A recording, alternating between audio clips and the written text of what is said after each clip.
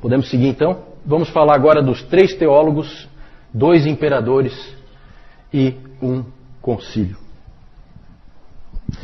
O nosso foco agora, gente, ele passa a ser em torno da cidade de Constantinopla, no IV século. Em 325 nós tivemos o concílio de Niceia. 5 anos depois, o imperador Constantino funda a cidade de Constantinopla. 5 anos depois, tá? Ele funda a cidade de Constantinopla, fez para ele, né, a cidade. Na verdade, a cidade já existia, era Bizâncio, mas ele construiu uma nova cidade, digna de um imperador, e aquela cidade passa a ser a cidade mais importante.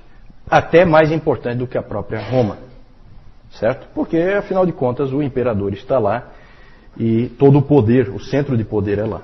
E ali em torno, então, isso já é no Oriente, isso é na Ásia. Então ela sai da Europa e vem para a Ásia. E ali então, as coisas que nós vamos falar estão ali próximas de Constantinopla. Vamos falar de 3 teólogos importantes que são conhecidos como os grandes capadócios. Já ouviram falar dos grandes capadócios? São esses três teólogos. São eles Basílio de Cesareia, Gregório de Nissa e Gregório de Nazianzo. Por que grandes capadócios? Porque eles são da Capadócia. Daqui a pouco eu vou mostrar para vocês onde é que fica a Capadócia. O IV século, gente, é a era de ouro da igreja grega. Da igreja do Oriente, a igreja grega, a igreja de fala grega. É a época de ouro, o IV século, é quando os seus maiores teólogos surgiram e onde ela foi mais influente. Provavelmente para o catolicismo romano, o século mais importante deve ser o século XIII, e para os protestantes, qual seria o século mais importante? XVI, com certeza. XVI. Né? Aqui nós temos 2 irmãos, Basílio de Cesareia e Gregório de Nissa. Os 2 são irmãos. E o Gregório de Nazianzo é amigo do Basílio. Nós vamos falar daqui a pouquinho do que eles passaram juntos. Foi esse Gregório de Nissa que falou a respeito do burburinho teológico que era em todo lugar que ele ia naquela época. A frase dele é muito interessante, a frase que ele escreveu. Ele inclusive estava se queixando né, da situação, porque ele fala assim, ó: vendedores de roupas, cambistas, feirantes, todos estão envolvidos. Se você pede o troco, eles filosofam sobre o gerado e o não gerado. Se você pergunta o preço do pão, a resposta é que o pai é maior e o filho é menor. Se você pergunta ao criado, o meu banho está pronto? Ele lhe diz que o filho foi feito do nada. Então ele estava incomodado com aquilo porque não se falava em outra coisa naquela época. Certo? Interessante isso, muito interessante. Esse Gregório de Nissa, ele passou parte da vida meio perdido, assim, meio sem rumo. Né? Às vezes acontece com alguns indivíduos muito inteligentes, muito capazes, eles ficam assim, um pouco perdidos, eles não sabem bem para onde ir. Mas depois ele acabou se acertando na vida e acabou encontrando uma fé muito profunda e tornou-se teólogo. Ele é um tipo de teólogo poeta.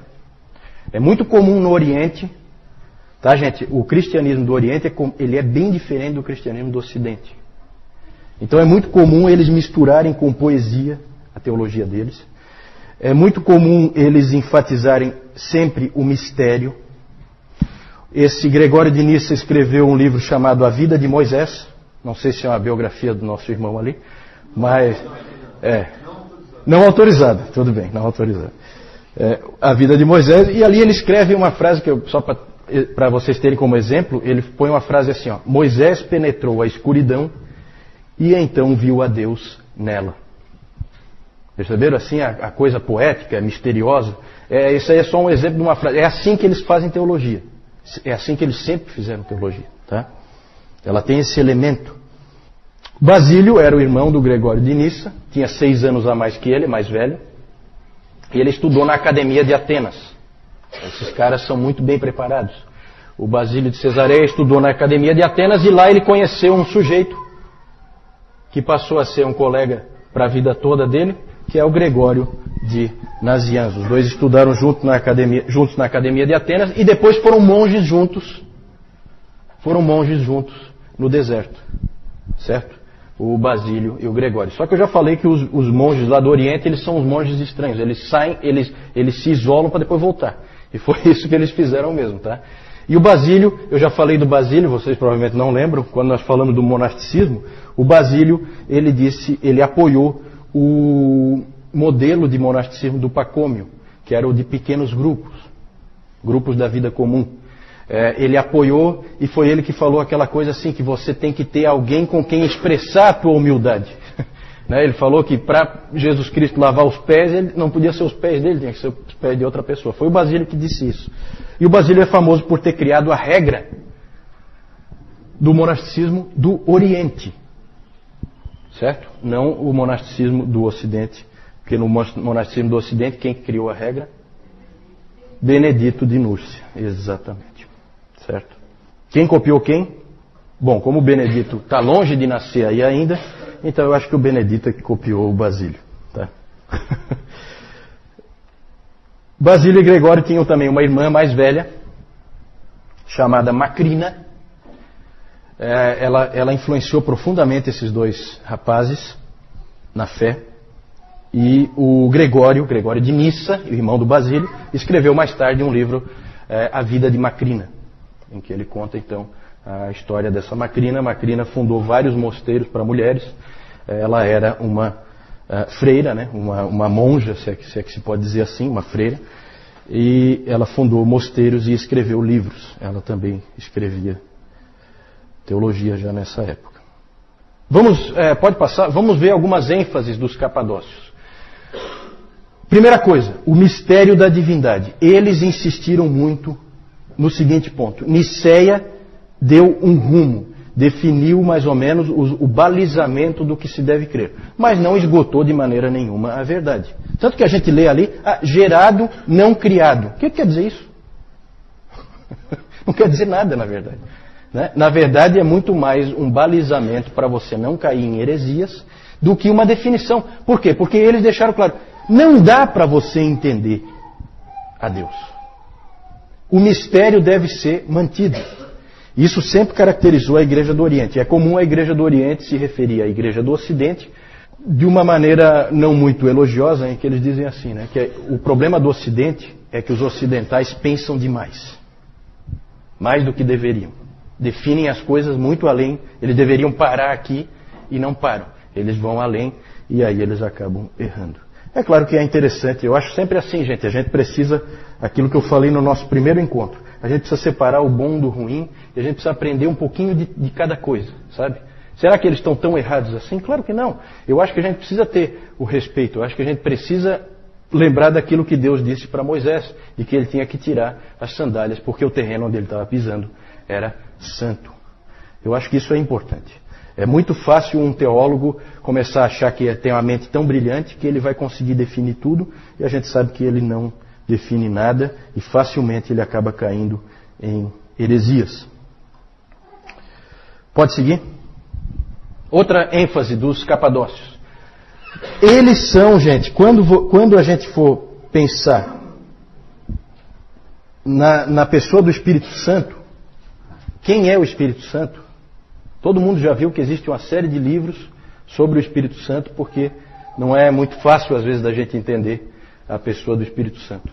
Os primeiros a trabalharem essa questão do Espírito Santo foram os capadócios. Certo? Eles trabalharam a questão da divindade do Espírito Santo. Tinha sido trabalhado já a divindade de Jesus Cristo, e agora, então, eles investiram na questão do Espírito Santo. Basílio escreveu um livro cujo título é Sobre o Espírito Santo. Certo? E ali ele definiu muita coisa.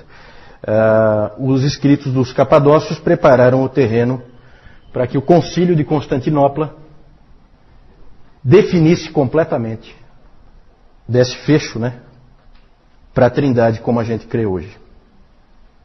Pode seguir a próxima contribuição deles? Passou duas aí, né? A completa humanidade de Jesus.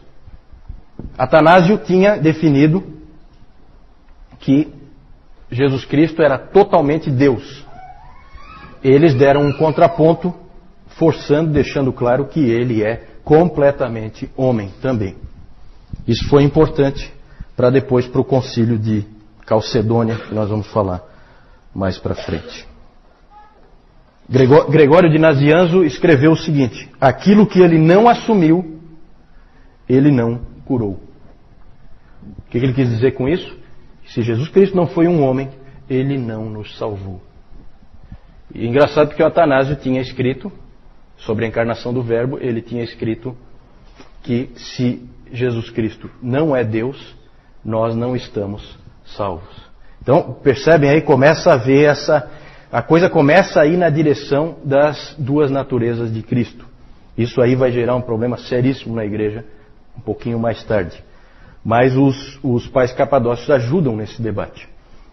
Pode seguir? E outra marca importante deles é o cuidado dos necessitados.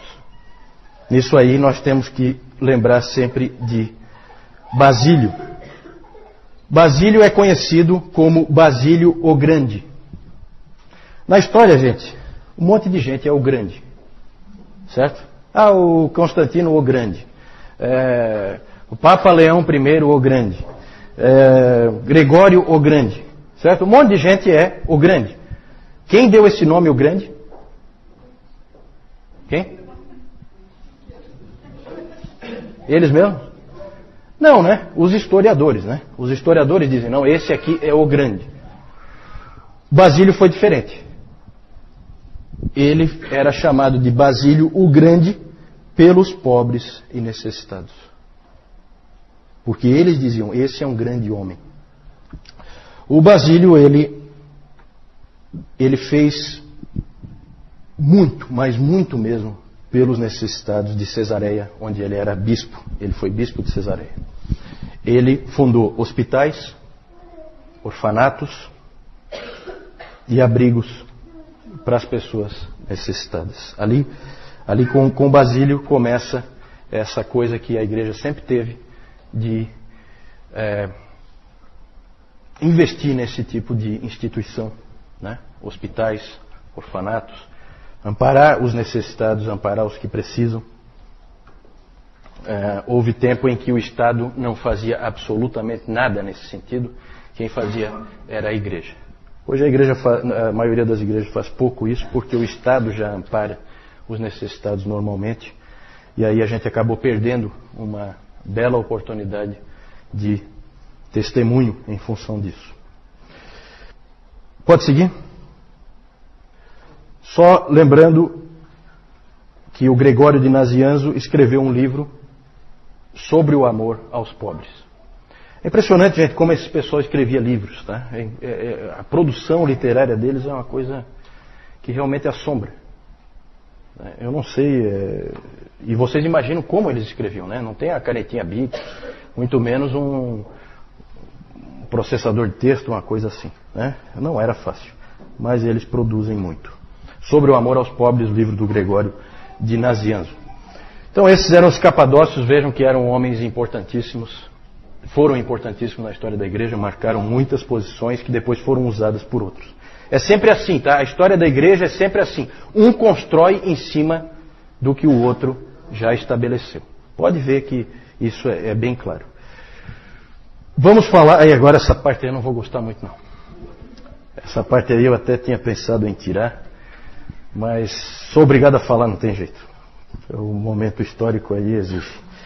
Vamos falar dos dois imperadores. Esse primeiro mesmo eu queria ter riscado, eu não queria falar dele.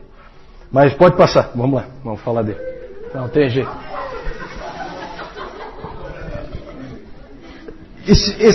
Esse cara aí, ele dá uma raiva. Tem gente que está descontando lá. Tem gente feliz. A vingança é um prato que se come frio, né?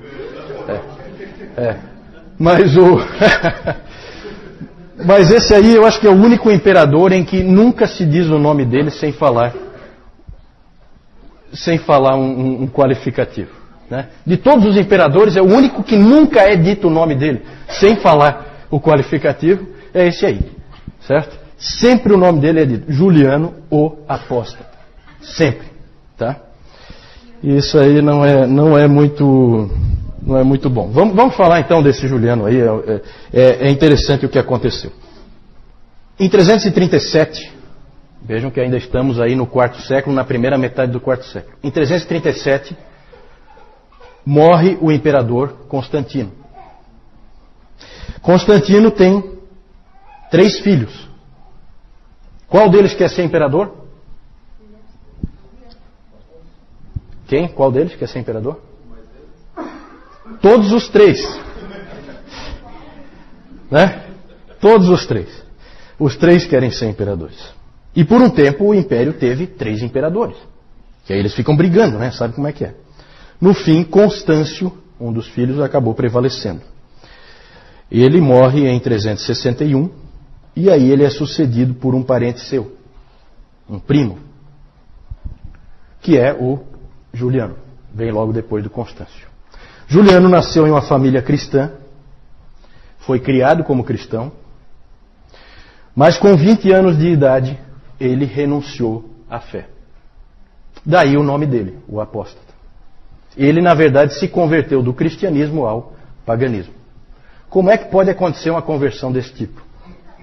Bom, um historiador argumenta que toda a família de Juliano foi morta pelos 3 filhos de Constantino, que eram cristãos, nominais, pelo menos, né? Porque na briga pelo trono, a família do Juliano tinha também uma certa possibilidade de reclamar o trono, e então a família toda foi dizimada pelos 3 filhos do Constantino. E aí havia uma enorme incoerência entre a fé professada por aqueles homens e o comportamento deles. Que é o pior possível, né? Nós falamos já do problema que é a entrada do Império Romano na Igreja, que aí virou realmente essa coisa de nominalismo, né? Cristãos nominais. E o importante, para a gente não ficar aí chateado de que os cristãos fizeram uma barbaridade dessa, dizimaram a família dele toda, o que se sabe é que Juliano só não foi morto porque um grupo de cristãos, aí é o contraponto, preservou a vida do pequeno menino para que ele não fosse morto. Ele depois, quando ele assumiu então o império em 361, ele fez absolutamente de tudo para varrer o cristianismo do mapa. Essa era a ambição dele. Ele queria fazer com que o Império Romano voltasse aos tempos gloriosos, né, em que ele era pagão e adorava os antigos deuses do panteão grego. Ele chamava os cristãos de galileus ímpios. Esse era o nome que ele usava. Ele disse uma vez que o único problema que ele achava para acabar com a influência dos cristãos e fazer com que eles desaparecessem era que eles investiam demais em boas obras. Faziam coisas muito boas na sociedade e isso gerava dificuldade para ele. Inclusive ele disse o seguinte: eles cuidam não só dos pobres deles, mas dos nossos também. Então isso aí incomodava ele, incomodava profundamente. Vejam a igreja sempre testemunhando, né, no cuidado dos pobres e necessitados. Na providência de Deus, gente, o governo dele durou pouquíssimo, só 2 anos. Ainda bem, Deus deu um jeito de matá-lo logo, né? Ele só reinou 2 anos. Morreu em batalha contra os persas. Lembra que eu já falei que os persas eram a grande ameaça, os grandes inimigos no Oriente, né, do Império Romano. Por isso que a capital foi para Constantinopla, né, foi para o Oriente, porque os persas estavam logo ali. E se diz que as últimas palavras dele, quando ele foi ferido mortalmente em batalha contra os persas, foram as seguintes: tu venceste, ó Galileu. E de fato o Galileu tinha vencido, né? Quem é Juliano para afrontar o Senhor Jesus Cristo? Depois disso, com a morte de Juliano, o Império voltou a proteger o cristianismo, tudo voltou a ser como era antes. Por isso que ele é tão marcante, porque é só ele tentou fazer isso, mais ninguém. Depois já voltou tudo ao que era antes com Constantino. Precisamos falar ainda, pode passar, de um outro imperador dessa época. Houve mais imperadores, tá? É que esses aí são marcantes. Esse Teodósio, ele é muito importante pelo seguinte. Ele se tornou imperador em 379 e a grande mudança que ele introduziu é que ele tornou o cristianismo a religião oficial do Império Romano. Isso Constantino não tinha feito. Ele apoiou o cristianismo e tal, mas não era a religião oficial do Império. O Teodósio colocou como religião oficial do Império. O que isso implica? Implica em perseguição a todos os outros. Porque o Império só vai aceitar esta religião daqui para frente. Então, gente, olha que interessante. Começa a haver perseguição aos pagãos. Os templos pagãos começaram a ser destruídos. O Teodósio botou abaixo mesmo. E ele também estabeleceu leis contra heresias. Porque não é só que você tem que ser cristão para viver no Império. Você tem que ser cristão ortodoxo. Se você tiver uma heresia lá, você crê em alguma coisa que não seja da ortodoxia, também é punido. Certo? E aí começa uma coisa que ficou conhecida como a cristandade. Já ouviram falar da cristandade? O que é a cristandade? Estado e igreja unidos, uma coisa só, andando juntos. Isso aí, gente, durou até a Reforma e depois da Reforma ainda, igreja e Estado andando juntos. Começou aí com o Teodósio. Teodósio, na verdade, ao tentar proteger o cristianismo, fez muito mais mal a ele do que o Juliano tinha feito. Certo? Essa que é a verdade. Pode passar? E por fim, nós falamos 3 teólogos, 2 imperadores e 1 concílio. Tudo isso aí no 4º século. Vejam só, prestem atenção no 4º século. Como é que começou o 4º século? Em 303, começa a pior perseguição que já houve contra os cristãos. Como é que termina o 4º século? O cristianismo é a religião oficial do Império Romano. Impressionante, né? É revolucionário esse 4º século. É uma coisa impressionante. O 2º concílio ecumênico, é o concílio de Constantinopla. Aqui nós estamos terminando o 4º século, né? Já estamos no ano 381. Foi convocado pelo imperador Teodósio, esse concílio. E o principal tema foi a divindade do Espírito Santo. Lá foi feita a amarração final do credo niceno, porque o credo niceno falava do Pai, falava do Filho, e daí só citava o Espírito Santo sem qualificar nada. Aí, em Constantinopla, houve a qualificação e o Espírito Santo foi considerado homoousios, com o Pai e o Filho. Certo? Vocês que já estão aí feras em grego, vocês sabem o que isso significa. De mesma substância que o Pai e o Filho. Na verdade, o que nós hoje chamamos de credo niceno já é a versão modificada de Constantinopla. Certo? Então, quando se fala o credo niceno já é a versão de Constantinopla, porque ali houve, na verdade, um acerto. Ok, podemos seguir? Aqui vou mostrar para vocês, então, Capadócia, na Ásia Menor. Ásia Menor é essa ponta aqui, né, da Ásia. Aqui é a Capadócia. Onde está Constantinopla? Constantinopla sempre é o ponto é uma ponta, né? É a ligação Ásia e Europa. Ali existe uma ponta em que a Ásia e a Europa se ligam, né? Por isso que é estratégico. Você fica ali, você protege toda a Europa de quem vem daqui, certo? Que seriam os persas, né? Os persas vêm, acho que daqui, né? Isso. Pode passar?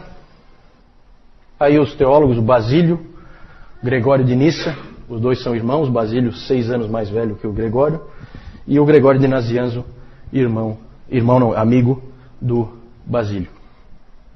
Pode passar? Os 2 imperadores aí, o feioso lá, Juliano o Apóstata, e o mais feio ainda, Teodósio I, né, são os dois imperadores importantes aí, além de Constantino, é claro, no quarto século. Pode passar. Aí só para mostrar para vocês Constantinopla. Aqui é o Estreito de Bósforo, né? Para lá é o Mar Negro e aqui é o Mar Mediterrâneo. O Estreito de Bósforo liga os dois e aqui fica Constantinopla. Lá tem um mapa, lá mostra vários muros de proteção, vários muros. Cada imperador que assumia lá construía mais um muro, né? Porque o muro dá uma certa vantagem na hora de uma guerra, né? E então vocês veem aqui como é próximo. Aqui é Europa e aqui é Ásia, né? Certo? Pode passar?